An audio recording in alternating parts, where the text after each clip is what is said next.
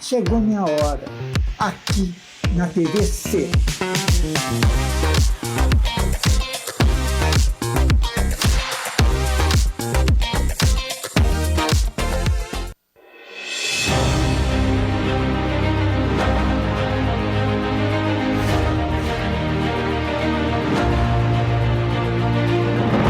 Não é jornalismo de direita, é jornalismo direito. Correio Petropolitano. Tudo que seu jornal não deveria ter deixado de ser. Todos os dias, em uma banca perto de você.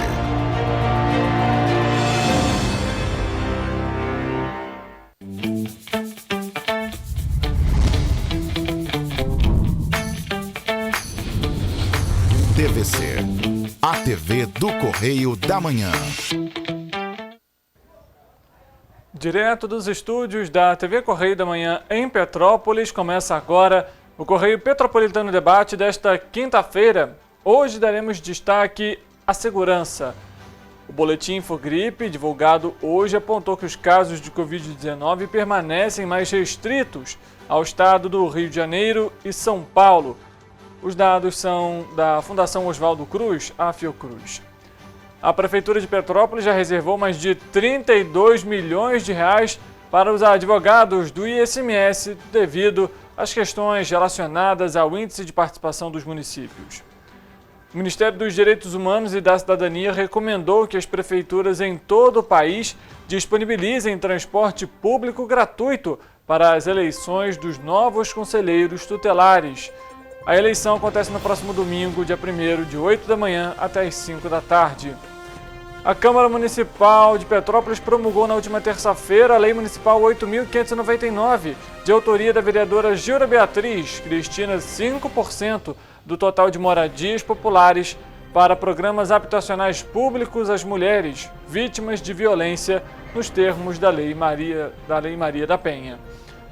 84,9% das indústrias de médio e grande porte utilizaram tecnologia digital avançada. Os dados inéditos são do módulo temático de tecnologias digitais avançadas, teletrabalho e cibersegurança da Pintec semestral de 2022, que foi publicada hoje pelo IBGE.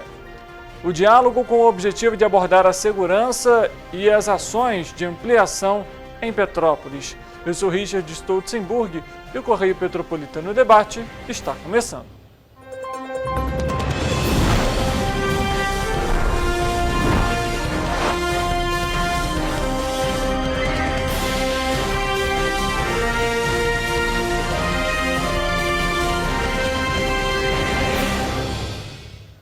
Olá, uma ótima tarde para você que nos acompanha. Seja muito bem-vindo para mais uma edição do Correio Petropolitano Debate, ao vivo na TV Correio da Manhã, em Petrópolis, Teresópolis, Três Rios, Partidaférias, Paraíba do Sul e também Nova Friburgo, e pelas nossas redes sociais. E aí, para todo mundo acompanhar, TV Correio da Manhã, Facebook e YouTube, onde você tem acesso a toda a nossa programação, não só da nossa equipe de jornalismo, mas de todos os programas aqui da TV Correio da Manhã.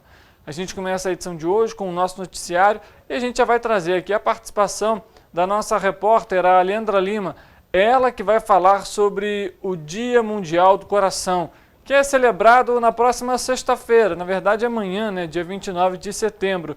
E aqui em Petrópolis vão ser realizadas algumas atividades. Leandra, boa tarde para você, seja muito bem-vinda.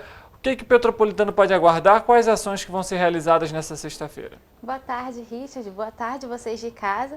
Em celebração ao Dia Mundial do Coração, a Prefeitura vai realizar uma ação na Praça Dom Pedro, amanhã das 9 às 4 da tarde, com diversos serviços gratuitos. No local, a população poderá aferir a pressão, fazer testes rápidos de glicose, infecções sexualmente transmitíveis. Também receberão orientações nutricionais e informações sobre quais são os fatores de risco para doenças cardiovasculares. Tá certo, então só para você que está nos acompanhando, para a gente reforçar, Leandra, qual que é o local e o horário? É na Praça Dom Pedro, das 9 às 4 da tarde e é gratuito. Qualquer um pode chegar e esperar para realizar os exames. Tá certo, então se você aí que está nos acompanhando vai passar pelo centro da cidade amanhã, tem algum compromisso, alguma coisa, passa ali na Praça Dom Pedro nesse horário para você ser atendido e verificar, né? Cuidar da saúde é sempre muito importante, né, Leandro? A gente às vezes deixa tudo para o final, para a última hora, mas com a saúde não tem jeito. Tem que manter a saúde em dia e é lógico que esses exames rápidos também auxiliam aí para, quem sabe, você realizar um exame mais complexo no futuro. Leandro, obrigado pelas suas informações. Obrigada.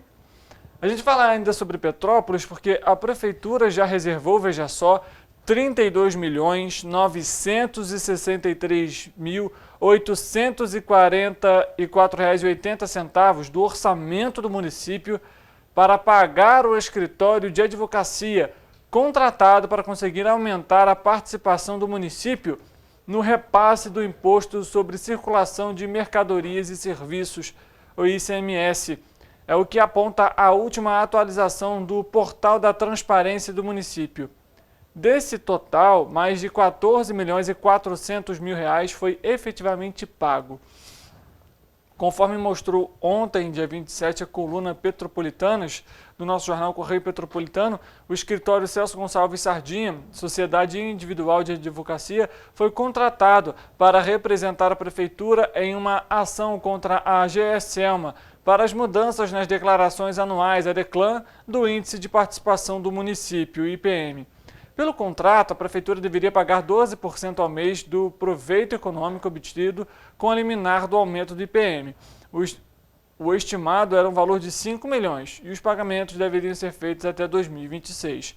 A Procuradoria do município possui diversos juristas à disposição que representa a Prefeitura em diversos outros processos. Foi o caso, por exemplo, das questões relacionadas ao reajuste da tarifa de ônibus, que foi judicializada.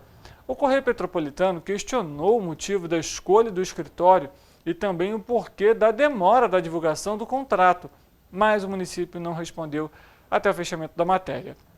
Segundo o município, as mudanças da DECLAN, da AGE Selma, fizeram com que a cidade tivesse um aumento de cerca de R$ 20 milhões por mês na arrecadação do ICMS. No momento, o município se baseia em uma liminar do Supremo Tribunal Federal, o STF, para manter o valor. Mas basta a gente acompanhar, né? Esse contrato já de R$ 39 milhões é o equivalente para basicamente já a 2 meses dessa arrecadação do ICMS, né? O Ministério Público do Estado do Rio de Janeiro abriu um inquérito para investigar possíveis cobranças indevidas realizadas pela empresa Rio Par Participações S.A., que administra os cartões Rio Card.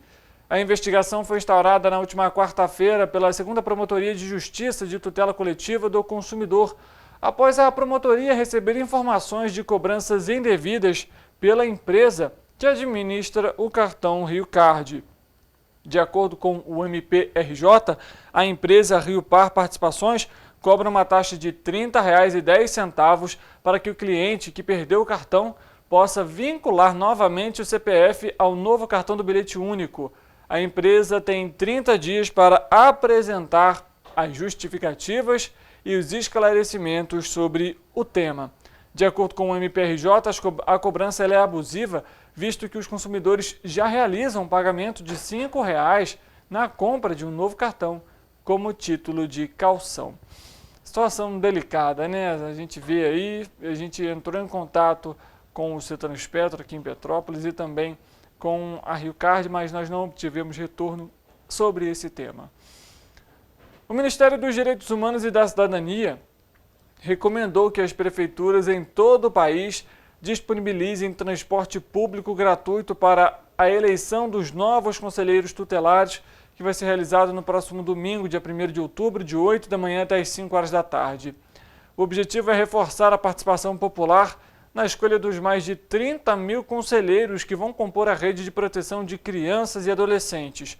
Outro pedido feito pelo Ministério aos prefeitos se refere à divulgação da função do Conselho Tutelar, como são realizadas as eleições por membro do Conselho, quem pode votar e também os locais de votação. A recomendação também solicita que o serviço de transporte na data de votação seja mantido nos mesmos padrões dos dias úteis, na quantidade e frequências necessárias ao deslocamento dos eleitores. O transporte deve ser feito de forma impessoal, sem qualquer tipo de favorecimento ou prejuízo aos votantes. independentemente de eventuais manifestações contrárias ou favoráveis a um determinado candidato ao Conselho. O ministro dos Direitos Humanos e da Cidadania, Silvio Almeida, destacou no documento que, apesar de facultativo, o voto para a escolha dos membros dos conselhos tutelares é importante.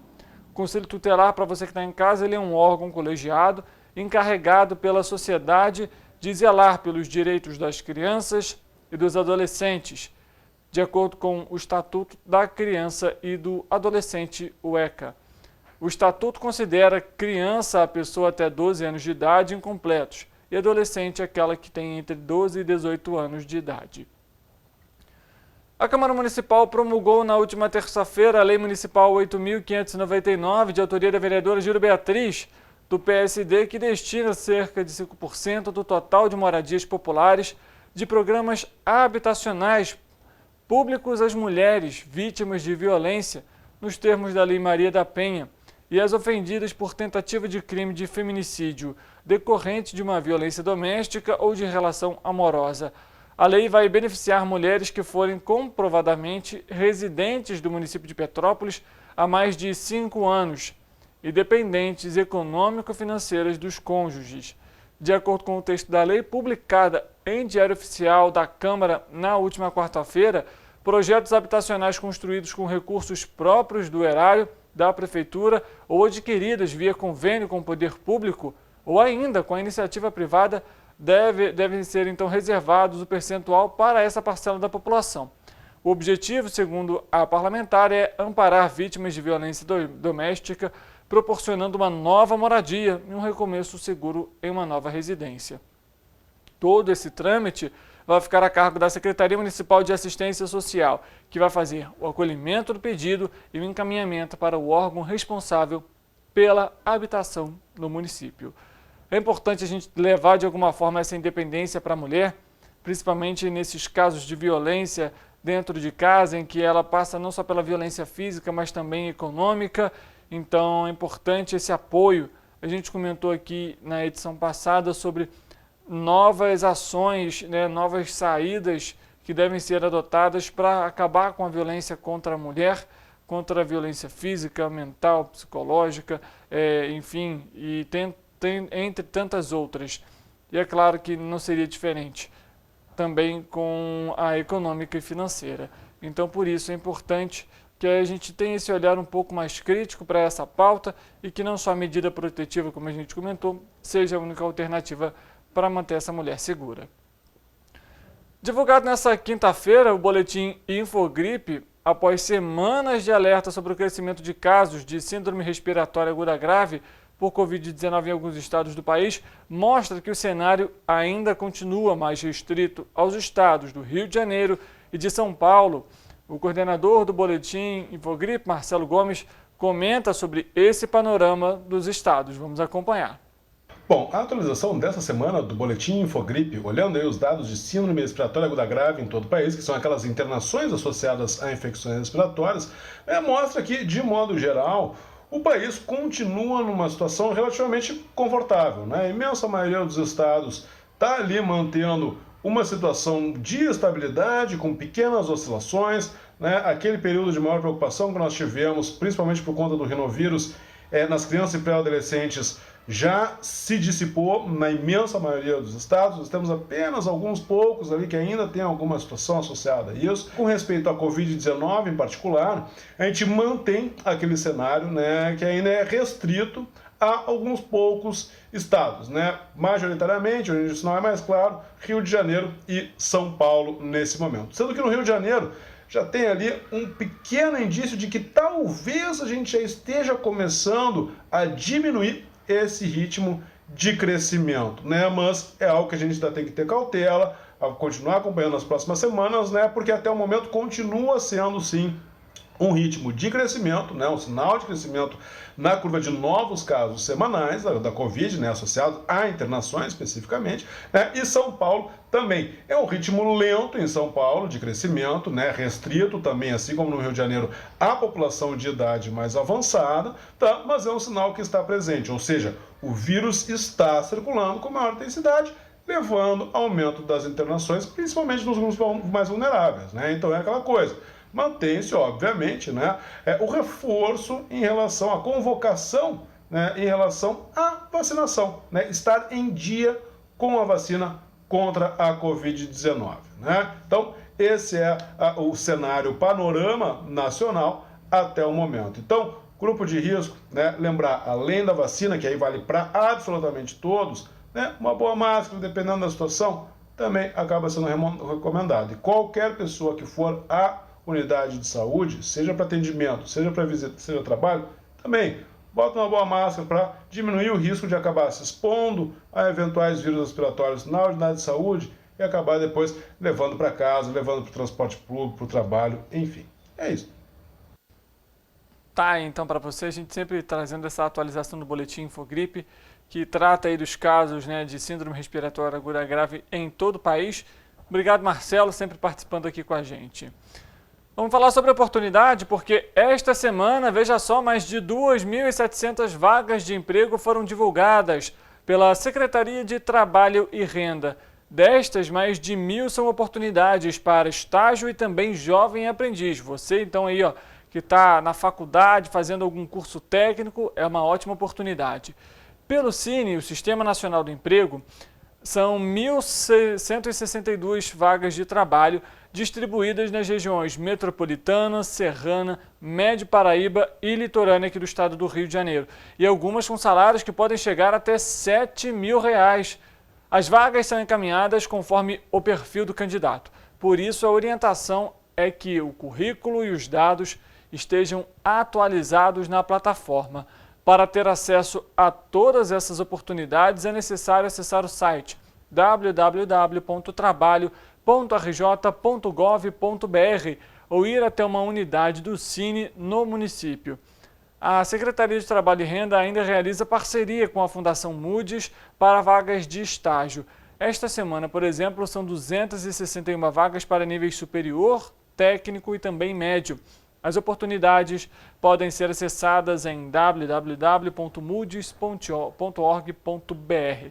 E pelo CIEE, o Centro de Integração Empresa-Escola, também são divulgadas as vagas para jovem aprendiz. Ao todo, são 1.231 vagas em todo o estado. No site do ciee.org.br é possível acompanhar todas as vagas e quais os requisitos exigidos. Todas as oportunidades são atualizadas semanalmente. E como a gente comentou, currículo e dados atualizados, porque a vaga é encaminhada conforme o perfil do candidato. Se você se enquadra na vaga, mas o seu número de telefone, por exemplo, não é o correto, ou então está desatualizado, a empresa vai tentar fazer o contato com você e não vai conseguir. Importante ressaltar, etapas de contratação, de entrevistas, é de responsabilidade das empresas.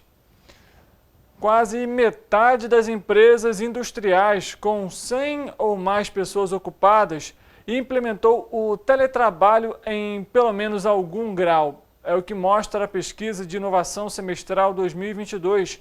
Tecnologias digitais avançadas, teletrabalho e cibersegurança, a pesquisa Pintec, que foi divulgada nesta quinta-feira pelo Instituto Brasileiro de Geografia e Estatística. O gerente da pesquisa, Flávio Peixoto, comenta sobre os índices obtidos a respeito da pesquisa. A pesquisa de inovação semestral, a Pintec Semestral, traz na sua primeira edição temática a investigação sobre a adoção de tecnologias digitais avançadas, do teletrabalho, de medidas de segurança das informações digitais nas empresas das indústrias extrativas e de transformação, com 100 ou mais pessoas ocupadas no ano de 2022. A pesquisa busca saber se e quais as tecnologias investigadas foram adotadas nas principais áreas e funções de negócio das empresas. As tecnologias pesquisadas foram análise de grandes quantidades de dados, mais conhecidas como Big Data, a computação em nuvem, inteligência artificial, internet das coisas, a manufatura aditiva, também conhecida como impressão 3D, e robótica. Procurou-se saber o grau de utilização dessas tecnologias nas principais áreas de negócio das empresas. São as principais áreas: áreas de desenvolvimento de projetos de produtos, processos e serviços, área de produção, de logística, nas áreas administrativas e de comercialização. A pesquisa mostrou que a tecnologia digital avançada mais utilizada foi a computação em nuvem, onde 73,6% das empresas industriais a utilizaram nas suas principais áreas e funções de negócios. Por outro lado, a tecnologia menos utilizada foi a inteligência artificial, onde apenas 16,9% das empresas as empregaram nas suas áreas. A pesquisa também mostrou que a maioria das empresas, em torno de 32%, empregou duas tecnologias, ao passo que apenas 300 empresas, em torno de 4%, utilizaram as 6 tecnologias combinadas. O principal benefício obtido pela utilização dessas tecnologias por praticamente 90% dessas empresas foi a maior flexibilidade em processos administrativos, produtivos e organizacionais. O principal fator que levou essas empresas a empregar essas tecnologias foi a estratégia autônoma das mesmas, ou seja, a partir de um reconhecimento da própria empresa da importância do uso dessas tecnologias e incorporação nas suas principais áreas estratégicas de negócio. Vale mencionar que, apesar de terem utilizado as tecnologias, 80,8% das empresas apontaram os altos custos das soluções tecnológicas como o principal fator que dificultou seu uso. A pesquisa também mostrou que quase metade das empresas adotou o teletrabalho, ainda que parcialmente, durante o ano de 2022. Por fim, mais de 80% das empresas adotaram alguma medida de segurança da informação digital, em particular o uso do antivírus. Aí, né, a gente acompanhando parte desse teletrabalho que a gente chama, também famoso home office, né, trabalho híbrido, enfim, vem muito por conta da pandemia também, né?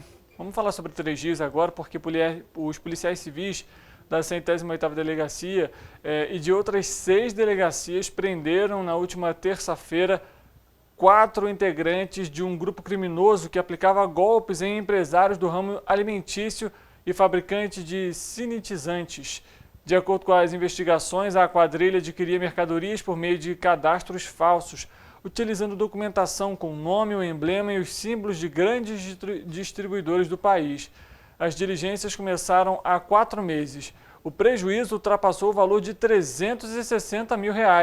As mercadorias foram negociadas com abertura de crédito e combinação de pagamentos por meio de boletos com datas posteriores.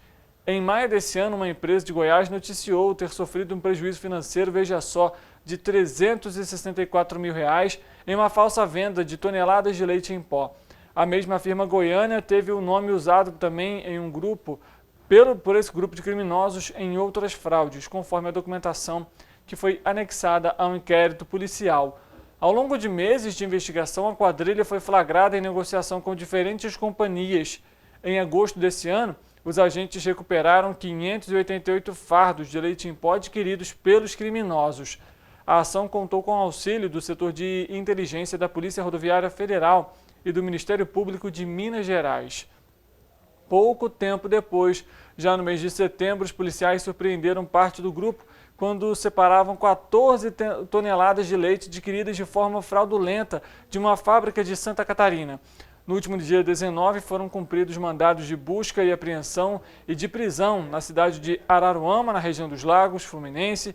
Em um dos locais, foi encontrado um escritório que funcionava na região central da cidade e que era usado para estabelecer contatos, encaminhar e-mails e promover tratativas para enganar representantes das empresas, ou seja, as vítimas, né?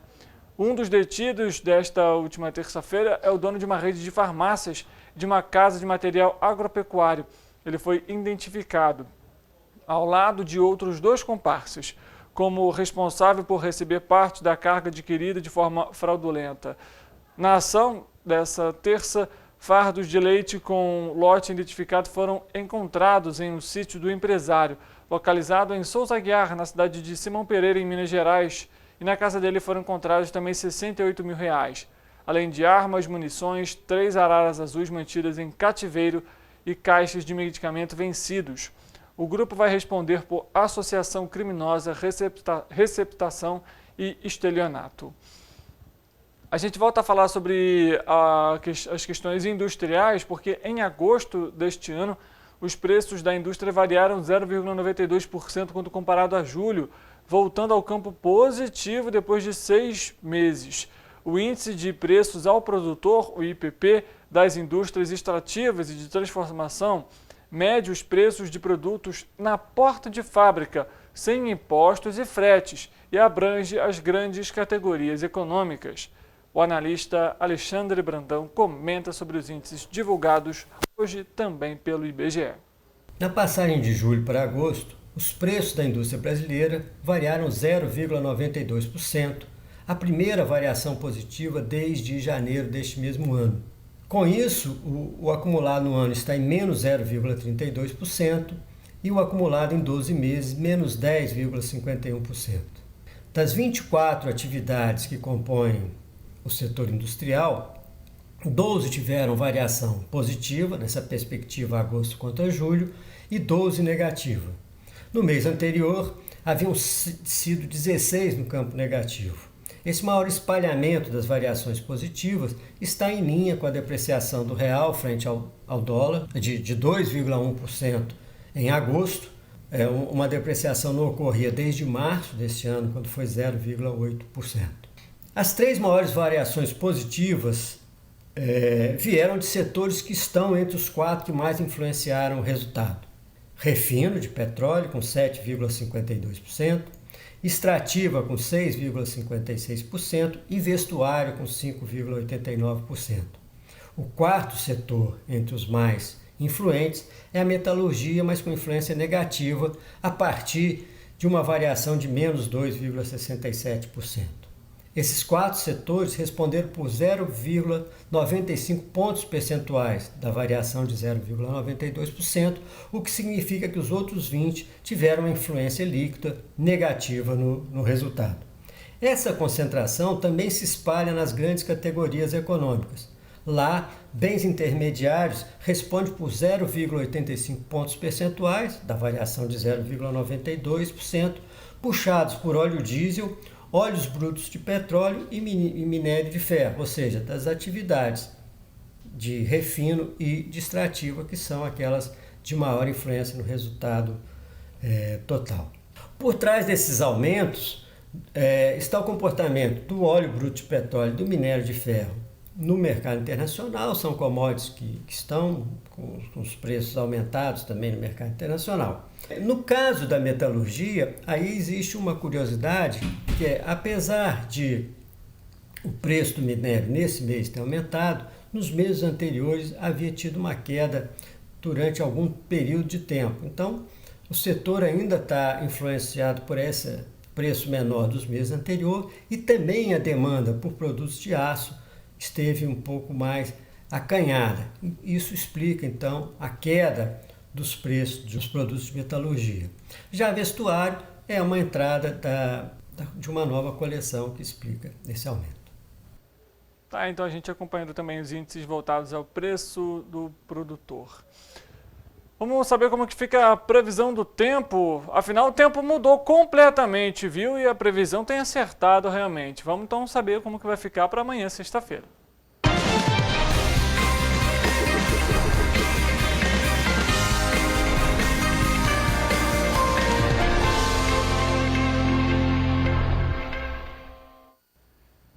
O Eric Portela já está a postos lá no outro estúdio para trazer para a gente essa atualização do tempo. Uma queda drástica na temperatura, Eric Portela. Ontem sol, calor, 30 e tantos graus. Hoje uma situação um tanto quanto diferente, né? É verdade, Richard. Boa tarde para você aí de casa que está nos assistindo. Olha, a temperatura mudou bastante desde o início da semana para hoje e o Instituto Nacional de Meteorologia divulgou 2 alertas climáticos para hoje, dia 28 de setembro. O primeiro aviso é de perigo potencial de declínio na temperatura. Essa queda deve ser de 3 a 5 graus e ela pode causar leve risco à saúde. O outro alerta é de chuvas intensas sobre alguns estados do Brasil, incluindo o Rio de Janeiro. Esse alerta se estende até amanhã, dia 29. Além disso, o INMET pede que, em caso de rajadas de vento, a população evite se abrigar debaixo de árvores, não estacione próximo de placas de sinalização ou torres de transmissão. Em caso de chuva, também é bom evitar usar aparelhos eletrônicos conectados à tomada. Hoje, aqui em Petrópolis, existe probabilidade de chuva a qualquer hora do dia. Então, caso você vá sair de casa, não deixe de levar o seu guarda-chuva. Agora sim, vamos à previsão do tempo para sexta-feira, dia 29 de setembro. Em Nova Friburgo, o dia será marcado por ventos fracos, muitas nuvens no céu durante o dia e chuva no período da tarde. A temperatura estável, que deve variar entre mínima de 10, e máxima de 20 graus. Ali em Teresópolis, vocês conseguem ver que a previsão também é de chuva para sexta-feira. Os ventos serão fracos no município e a temperatura será similar a Nova Friburgo, marcando mínima de 10 e máxima de 20 graus. Em Petrópolis, a sexta-feira será de temperatura estável. Também chove na cidade, essa chuva deve ocorrer no período da tarde e os ventos serão fracos. Os termômetros devem marcar mínima de 11 e máxima de 22 graus. Aqui em Paraíba do Sul, o dia será de declínio na temperatura, que deve variar entre mínima de 15 e máxima de 28 graus. Em Partido Alferes, a quinta-feira será marcada por chuva isolada e ventos fracos. A temperatura não será muito diferente de hoje, não. Os termômetros devem marcar mínima de 13 e máxima de 25 graus. E em Três Rios, o dia será de ventos fracos, muitas nuvens no céu, chuva e queda na temperatura mínima, que deve marcar 16 graus, enquanto a máxima será de 28 graus. Richard, dessa vez o sextou será de chuva, mas não tem como nem reclamar, né? Não vamos ser ingratos. A gente aproveitou bastante os últimos dias que foram de sol. O problema todo é a mudança brusca de temperatura, né? Que causa coriza, a nossa voz fica meio rouca, prejudica um pouco a nossa saúde de modo geral. Com certeza, Eric. É bom também para quem gosta mais especificamente do frio, desse tempo um pouquinho mais fresco, aproveitar também o fim de semana, né? Em relação à saúde, com certeza é sempre importante a gente manter a saúde em dia, os cuidados principalmente, seja no calor, seja no inverno. Obrigado pelas suas informações, Eric. Amanhã a gente volta com a previsão para o fim de semana. Para a gente terminar esse bloco, o prefeito Vinícius Clausen sancionou na última terça-feira em Teresópolis a Lei 4.375, que insere a arte do palhaço ou palhaçoterapia nos hospitais públicos e filantrópicos que possuem os serviços de pediatria e psiquiatria e instituições de longa permanência para idosos e Centro de Atenção Psicossocial, o CAPS, que seja vinculado à Secretaria Municipal de Saúde em Teresópolis. Para a assinatura, o prefeito também recebeu no gabinete integrantes da Trupe Nós Aí e o vereador Paulinho Nogueira, autor do projeto de lei. De acordo com o texto, a arte do palhaço será realizada por profissionais com formação artística e musical, que possuam habilitação para desenvolver suas atribuições nas instituições e unidades de saúde citadas. Cabe ainda às instituições e unidades de saúde a criação de normas e procedimentos próprios para organizar o calendário e o tempo de duração da terapia. No Brasil, a prática da palhaçoterapia começou em 1998. O ator brasileiro Wellington Nogueira passou a integrar a Trupe Clown Care, que retornou ao Brasil em 1991 e fundou o grupo Doutores da Alegria, organização que influenciou na mobilização de outros grupos na prática e pesquisa da arte de fazer pacientes internados em hospitais rirem e se sentirem mais felizes. O Correio Petropolitano Debate vai fazer um intervalo rápido. Na volta a gente vai falar aqui no Correio Petropolitano Debate sobre segurança. Vamos conversar com o Guilherme Lacombe, ele que é o presidente do Conselho Comunitário de Segurança de Petrópolis, e vai falar sobre as ações do Conselho e também sobre o Conselho Itinerante. O Correio Petropolitano Debate volta já.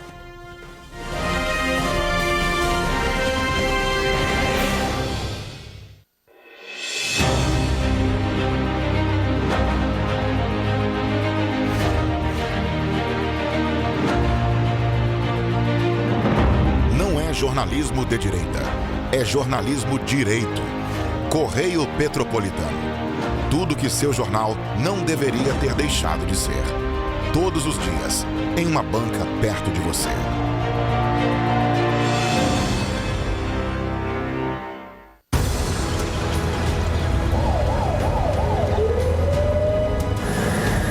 O governo do estado do Rio já investiu mais de 8 bilhões na saúde. E se eu dissesse que esse é o maior investimento na saúde já feito em toda a história do Rio? Eu diria que melhorou, mas eu quero mais. Depois de 3 anos parados, os mamógrafos móveis estão de volta. Pra gente cuidar melhor das mães e dos bebês. O governo do estado também está investindo na saúde especializada. Porque se o problema é complicado, mais atenção ele precisa. Melhorou, mas para a saúde a gente sempre quer mais. O importante é que a saúde esteja mais perto das pessoas. Por isso, todas as regiões do Rio recebem a mesma atenção. Melhorou, mas eu ainda quero mais. O governo do Rio de Janeiro também quer. Então pode ter certeza, o trabalho e os investimentos vão continuar. Governo do Estado do Rio de Janeiro. Para ter mais qualidade de vida, conte com a maior rede de academias de Petrópolis. Aqui na Cooper, com uma mensalidade, você utiliza todas as unidades. Centro, Bingen, Itamaraty e Itaipava.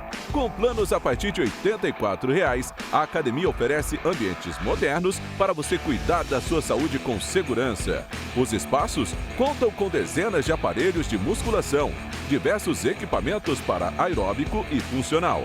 Além, é claro, de profissionais qualificados e uma extensa grade de aulas coletivas, que inclui dança, bike, jump, wolf fit, step fit, entre outras. Nossas estruturas são equipadas com salas de musculação e aulas coletivas, salas de avaliação física e nutricional, vestiários e estacionamentos amplos. Venha nos fazer uma visita e surpreenda-se! Rio de Janeiro, atração o ano inteiro. Tem descanso, tem folia. Noite e dia, alegria. Sol e praia, diversão. No prato ou copo, a festa, o bar, museu ou bloco. Show, cultura, história. Gravado na memória e no seu coração. Rio de Janeiro, vem se apaixonar.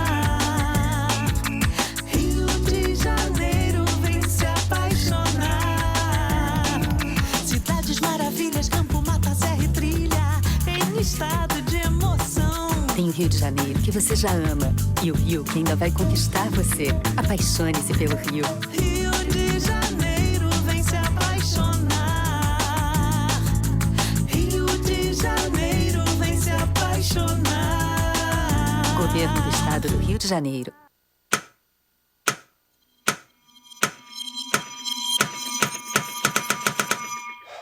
Cara, o que a gente tá fazendo, hein? Vamos falar um segundo sobre a gente?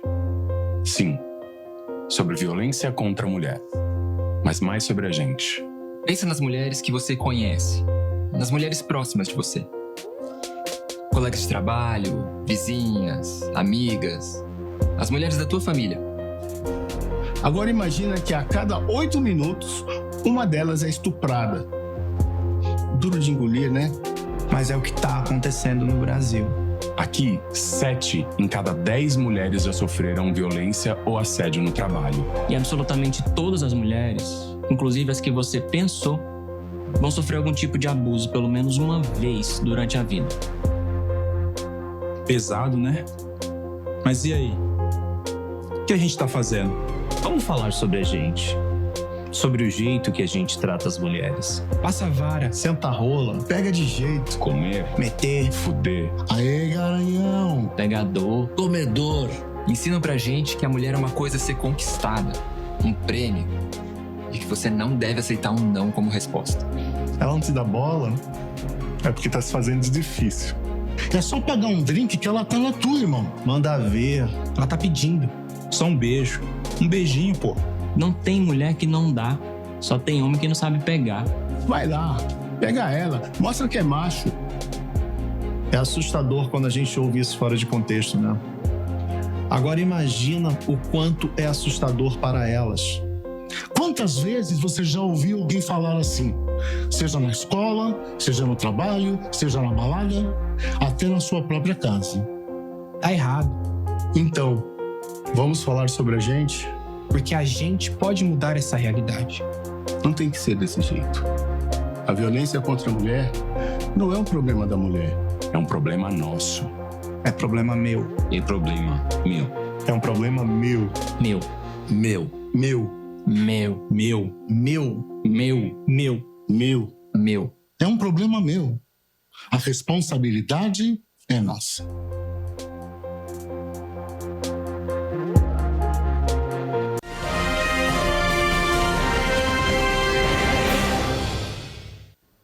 Correio Petropolitano Debate de volta. A gente vai dar início agora então à nossa entrevista. Aqui ao meu lado, ao vivo no estúdio, nós temos Guilherme Lacombe, ele que é presidente do Conselho Comunitário de Segurança de Petrópolis, e vai falar um pouco sobre a atuação do Conselho e o que também é debatido no Conselho. Primeiramente, Guilherme, obrigado pela sua presença. O Guilherme que já participou aqui com a gente, né, Guilherme, de forma virtual, hoje está aqui presente no estúdio. Vamos começar então, Guilherme, só para quem está em casa entender, o que é o Conselho Comunitário de Segurança, porque muitos ainda não sabem o que é e qual que é a atuação. Olha, em primeiro lugar, obrigado por essa oportunidade, porque nós precisamos realmente informar todo mundo e fazer com que todos conheçam mais o Conselho. O Conselho Comunitário de Segurança ele é de âmbito estadual. Nós somos vinculados ao Instituto de Segurança Pública do Estado do Rio de Janeiro e nós somos compostos a uma diretoria toda da sociedade civil. Eu atualmente sou presidente, mas isso não muda na relação com os outros diretores. E o Conselho é composto por 2 membros natos, que são Polícia Civil e Polícia Militar, que estão sempre presentes. Eu preciso dos 2 presentes para iniciar uma reunião. Mas nós também temos uma participação bastante efetiva da Guarda Civil Metropolitana, também temos tido da Polícia Rodoviária Federal, enfim, dos atores que compõem a segurança pública do município. E é um trabalho que entusiasma, porque é um trabalho que nos permite ver resultados rápidos. Na última reunião que nós tivemos, que foi na última segunda-feira, houve uma questão relativa a uma barreira de trânsito feita pela Polícia Militar. Antes do fim da reunião, aquele problema já estava resolvido. Ali nós buscamos a ação rápida, que quando se trata de segurança pública, muitas vezes é absolutamente necessário. Eu trabalho em parceria com diversos órgãos do município, trabalho em parceria com a Secretaria de Segurança e Ordem Pública do município, trabalho com a CONDEP, trabalho atualmente com a Secretaria de Educação, numa ação que está nos deixando todos muito entusiasmados. Enfim, o Conselho visa aproximar a população da sua força pública, dos seus agentes de segurança. Esse é o nosso trabalho. Esse é um tema muito importante. Quando o Guilherme, por exemplo, ressalta a questão de ter outros órgãos participando, por exemplo, como a CONDEP, a gente tem que entender que, a partir do momento que um local não recebe capina, e, por exemplo, não tem uma iluminação pública adequada, ele se torna um local mais vulnerável para que os criminosos possam utilizar para furtos, roubos, enfim, a gente sabe, sequestros, a violência contra a mulher ainda é muito alta, a gente sabe disso. Então, são pontos que não só a Polícia Militar, a Polícia Civil podem colaborar, mas também outros órgãos trazendo outras pautas, outras vertentes dentro desses sistemas. Né, exato. A ordem pública é o tapete da segurança pública. Então você não pode descuidar, por exemplo, você mencionou 2 pontos nevrálgicos e que nós temos muita atenção. Pedir capina, porque o criminoso se esconde no mato. E iluminação, porque também quebram lâmpadas, etc., cortam, derrubam, e no escuro tudo é muito mais fácil. Então a ação de segurança, de ordem pública, a CONDEP tem sido uma boa parceira nesse aspecto. Nós assim, olha, em determinada comunidade, em determinado bairro, a rua está escura, isso. Então nós precisamos sempre atentar para esses que parecem detalhes menores no contexto de segurança pública, mas não são. Porque são pequenas ações que ajudam imensamente a preservar os distritos, o centro, tudo. Guilherme, aproveitando então, você comentou que tivemos uma reunião na última segunda-feira, queria que você falasse um pouquinho para a gente sobre o que foi abordado. O Conselho, eu insisto a todos e a diretoria, é o seguinte, o nosso Conselho não é uma reunião, ele é uma ação contínua. Nós lidamos com informações, nós informamos as pessoas, nós falamos com a polícia. Nós temos uma ação contínua, mas obrigatoriamente temos uma reunião mensal que é realizada sempre na última segunda-feira de cada mês. Nós temos realizado ela aqui no centro, mas vai voltar a ser Centro e Itaipava. É uma reunião híbrida, ninguém precisa sair de casa. Você recebe o seu código e conecta na reunião e participa de casa. Foi um hábito que nós ganhamos na pandemia e dos quais não queremos mais nos livrar, porque tem funcionado muito bem dessa maneira. Mas nós sentimos uma necessidade de levar o conselho mais próximo das pessoas. Em primeiro lugar, falar mais do conselho, porque descobrimos que mais de metade da cidade não sabia que existia o conselho, ou o que é o conselho. Por isso te agradeço a oportunidade de estar explicando isso aqui. E nós fazemos essa reunião no centro, ela é híbrida, todos podem participar. Nós temos comunicado o link através do Instagram do 26º Batalhão e nós acabamos de criar um Instagram CCS Petrópolis. Todos estão convidados a se unir ao nosso Instagram e acompanhar o que nós estamos fazendo. Nós precisamos levar essa informação às pessoas, porque as pessoas não podem desconhecer disso. E quando todos sabem o que é o trabalho e decidem colaborar, isso não tem preço para isso para a cidade. E é o que nós buscamos fazer. E Guilherme, além disso, você comentou sobre aproximar, o Conselho também iniciou trouxe uma iniciativa recentemente, que é o Conselho Itinerante. O que seria esse Conselho Itinerante e por que ele foi adotado? Olha, com essa ideia de levar o Conselho mais para próximo das pessoas, nós achamos melhor começar a fazer reuniões distritais, tá? O que você falou, reunião itinerante. Então, nós buscamos um local e nesse local fazemos uma reunião trazendo a comunidade daquele local. É uma reunião que não substitui, ela é outra reunião que nós fazemos. E aí nós juntamos também um outro fator. Nós estamos fazendo essa reunião distrital dentro da escola pública, levando o conselho comunitário e a sua ação e a ação da força pública, etc., para os jovens. Porque é fundamental levarmos esse conhecimento e marcarmos essa presença para os jovens. Se nós não levarmos o conceito de segurança pública para os nossos jovens, tudo que nós estamos fazendo vai por água abaixo. Não funciona. Então entrou o conceito distrital com o conceito escolar e o resultado foi maravilhoso. Nós fizemos uma reunião na Escola Municipal Ercília Moretti, em Correias, a escola é o local. Todos os pais de aluno e professores e os alunos daquela escola, de outras escolas da região, são convidados, como também moradores da região. A gente abre a todo mundo, mas faz dentro da escola. E botamos, a mesa foi composta, a Polícia Militar, na pessoa da Tenente Úrsula, 2 representantes da 105ª Delegacia, porque era competência de Correias, a Guarda Civil, e foi uma conversa cara a cara com jovens, com pais de aluno, com professores e funcionários. Olha, funcionou muito bem. Durante a reunião demorou 2 horas, eu não vi passar o tempo, porque é importante uma coisa, às vezes os jovens se afastam dos policiais, não é exatamente o conselho assim, vocês estão se afastando porque estão fazendo alguma coisa errada. Não necessariamente, às vezes estão, mas não necessariamente. A maior parte das vezes os jovens temem o policial porque não conhecem o policial, não têm experiência de proximidade com o policial. E esse é o trabalho do conselho. Eu preciso fazer com que a nossa juventude esteja mais próxima da nossa polícia. Não vamos se tornar assim, agentes da polícia ou se meter em situações de perigo, não. Mas eles precisam ver que esse trabalho existe, que o profissional que está ali, olharam a Tenente Úrsula, uma mulher bonita, uma tenente bem comunicativa da PM, começa a quebrar o gelo. Porque fica parecendo que o policial fardado, etc., é um bicho-papão. E não é.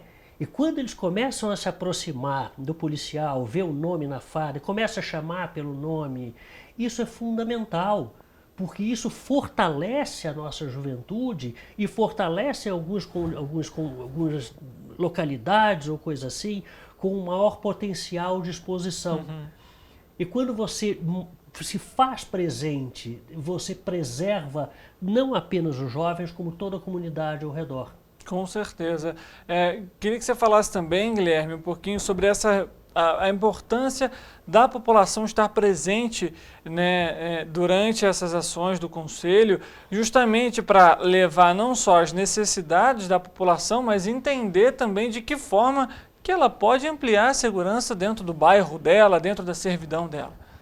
Olha, a nossa famosa Constituição Federal diz que segurança pública é um dever do Estado e responsabilidade de todos. Todos precisam participar disso.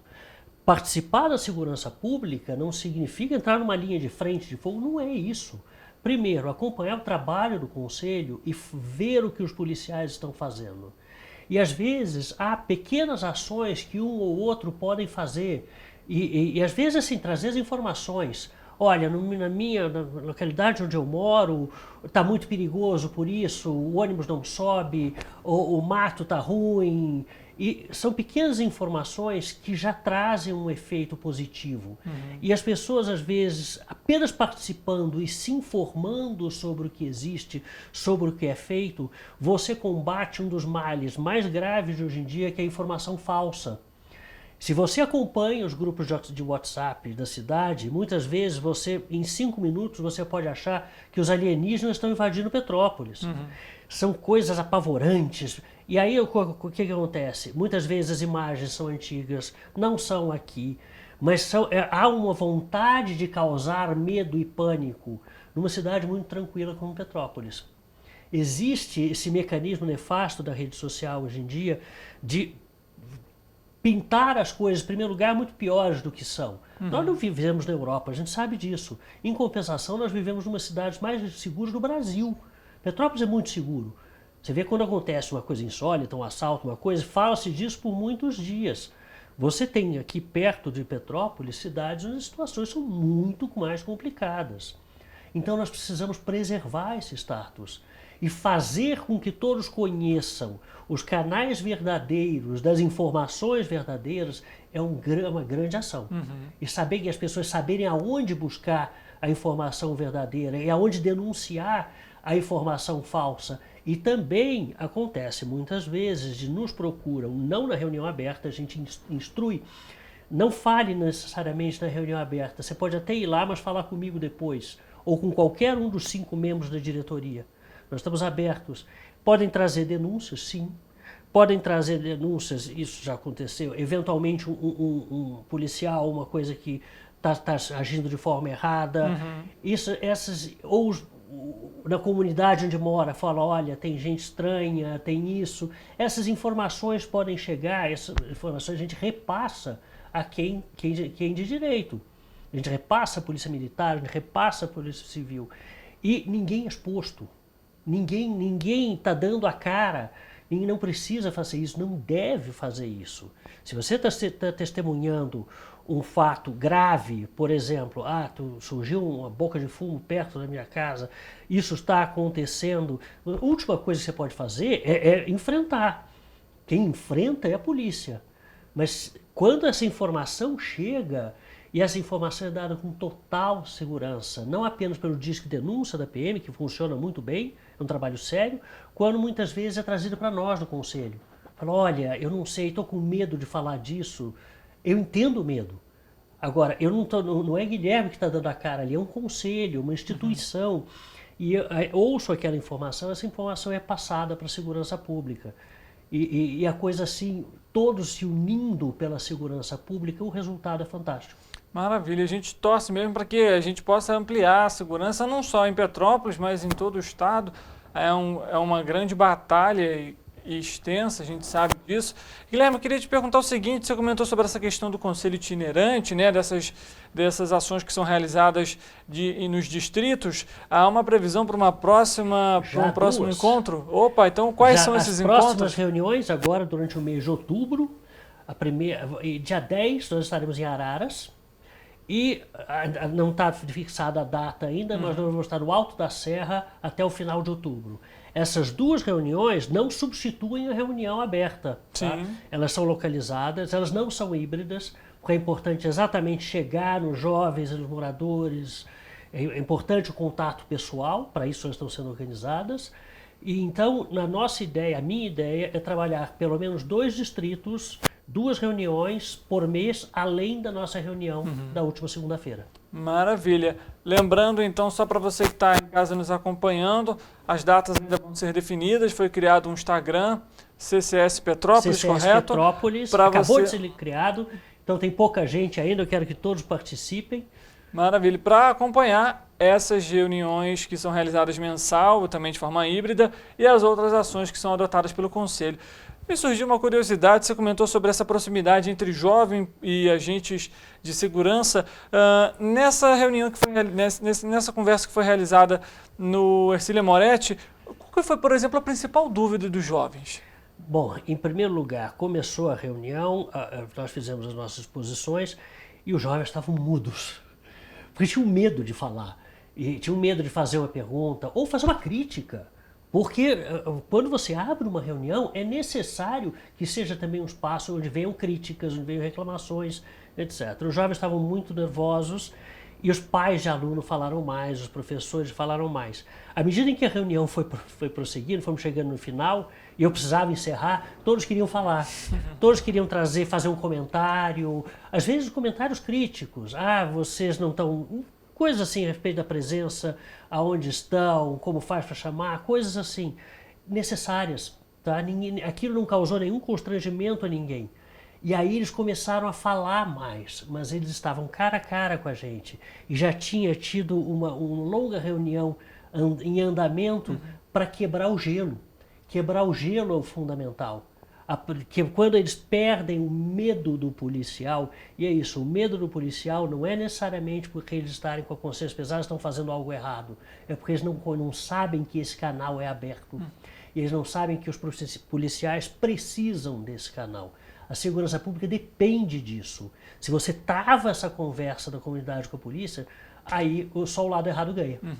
Importante, até me lembrou um caso que aconteceu aqui recentemente em Petrópolis, na rua 16 de março, e aí me recordou isso porque em caso de algum crime, você acompanhar, é fundamental não só a denúncia, mas o registro do boletim de ocorrência. Exatamente. Para que a polícia possa, de fato, fazer a investigação, não é isso, Guilherme? Se não há o registro de ocorrência, que em vários casos pode ser feito online, se não há o registro de ocorrência, a polícia não sabe que aquilo aconteceu.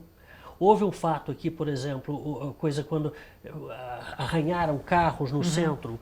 Aquilo não foi denunciado à polícia. A polícia não tinha nem como fazer, como investigar, ou buscar imagens, investigar o fato. Hoje em dia você tem imagem em quase todos os lugares de segurança, mas não tinha como fazer porque não foi registrada a ocorrência. As pessoas correm, e eu entendo muitas vezes, não é errado você chamar a imprensa, você dizer que aconteceu.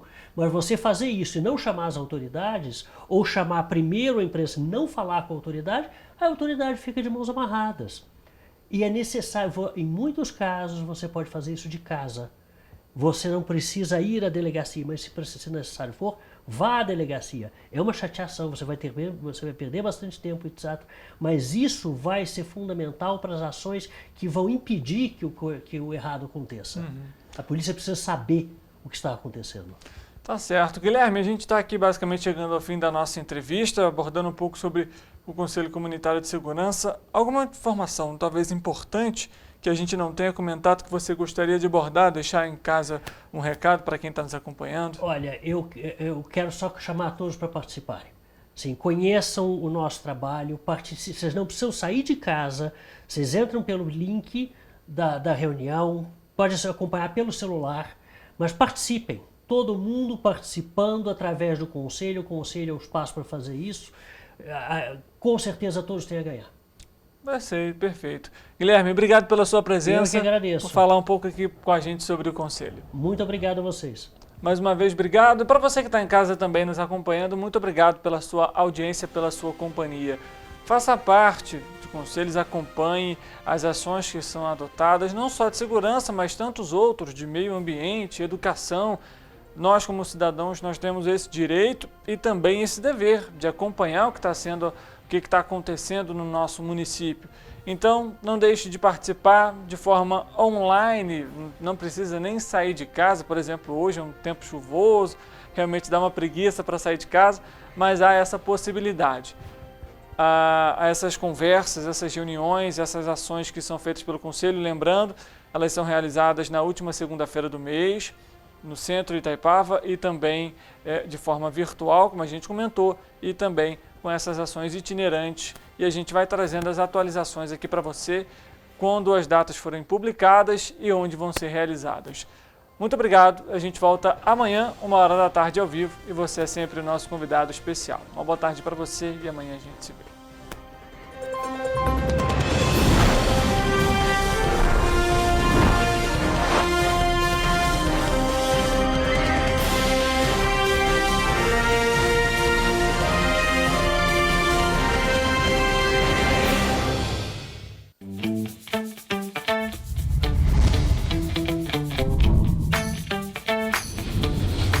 TVC, a TV do Correio da Manhã.